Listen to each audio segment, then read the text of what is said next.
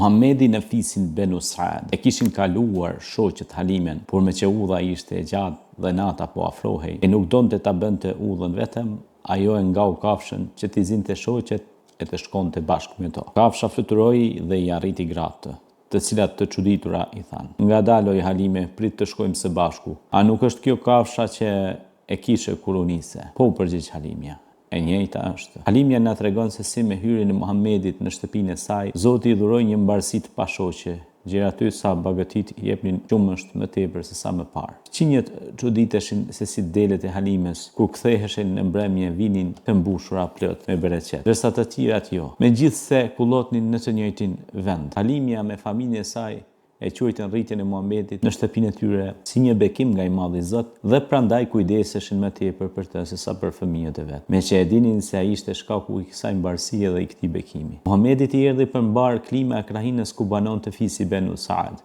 ndaj rritej me shpejtësi duke qenë i pashëm dhe i shëndetshëm. Emma e Muhamedit jetonte vetëm në shtëpinë e të shoqit, Abdullahut, dhe priste me padurim kalimin e ditëve dhe muajve që t'i pritej gjiri Muhamedit e të mbusheshin 2 vjet, ashtu që të kthehej në Mekë në krahët e saj. U mbushën 2 vjet, por Halimja nuk e solli Muhamedin, si duket i vinte keq ta largonte nga shtëpia, prursin e të mirave dhe të bekimeve. Më tepër se një herë Eminja deshi ta dërkonte dikën që ta merrte djalin.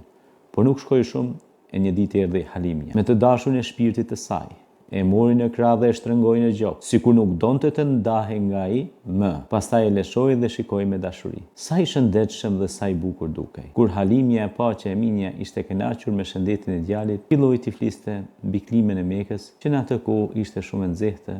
E kishte frikë se nuk do t'i përshtatej shëndetit të Muhamedit dhe duke ja kujtuar një sëmundje që ishte përhapur në qytet, shtoi: "Kam frikë Emine se mos sëmundja që është përhapur në Mekë do ta zërë dhe Muhamedin, që është akoma i vogël. Prandaj mendoj që ta lësh edhe disa kohë në kujdesin tim gjersa të rritet dhe të forcohet më tepër." Emines nuk i pëlqyen fjalët e fshatares. E shikoi Halimen me një sy qortues sikur donte t'i thoshte: "A nuk mjafton që ma morë nga prehri për 2 vjet me radhë shpirtin tim dhe dritën e syve të mi? Jo, nuk mund të ndahem për së dyti nga djali im i vet." Por megjithë këtë, nuk ja tha asnjë fjalë. Heshtja e Emines e inkurajoi Halimen, e cila nuk e preu presën, por vazhdoi t'i lutej që t'i jepte djalin dhe ta merrte prapë me vete, duke siguruar se e mira e Muhamedit ishte që të rrinte edhe një kohë larg Mekës, të kthehej me të dhe të jetonte edhe për disa vjet në ajrin e pastërt e të shëndetshëm të krahinës Benu Saad. Eminja i dëgjoi me vëmendje fjalët e Halimes dhe menjëherë ja hodhi sytë djalit të saj.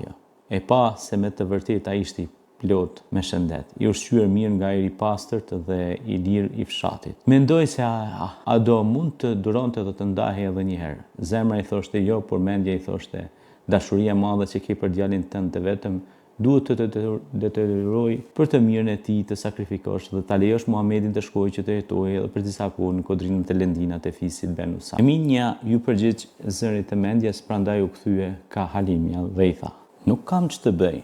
Është me të vërtetë shumë e vështirë për mua që të ndahem për të dytën herë me të vetmin djalë që kam, kurse jeta ime pa të nuk ka kurfar vlefte. Mirë po sëmundja që është përhapur në Mekë, frika se mos do të më sëmurët me bën të harroj veten time, e të mendoj vetëm për të.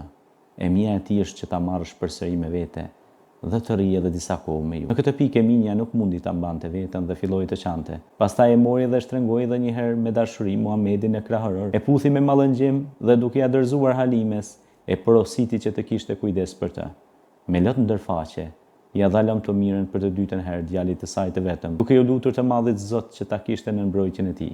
Halimja siguroi Eminen se ajo do të kujdesej për Muhamedin më tepër se sa për fëmijën e vet. Dhe e gëzuar në kulm, duke pasur fëmijën 2 vjeçar në krah, u kthye në shtëpinë e saj. U kënaq së tepërmi Halimja që u mbush mendja e Emines të jepte të birin, Muhamedin, që ta mbante edhe disa kohë në lëndinat e Benu Saadit. Ajo dëshironte që të vazhdonte qëndrimin në familjen e saj dhe për disa kohë e me të edhe të mirat dhe të mbarat që solli me vete. Kjo fosh një uruar. Sa e gjatë ju duku dha Halimes kur po kthehej me Muhamedin në Mekë, me që nuk donte të ndaj prej tij. Po aq e shkurtër ju duk kur e mori përsëri me vete në fshatin e saj. Fëmijët e Halimes u gëzuan së tepërmi kur e pan vëllain e tyre të qumshtit prapë në mesin e tyre.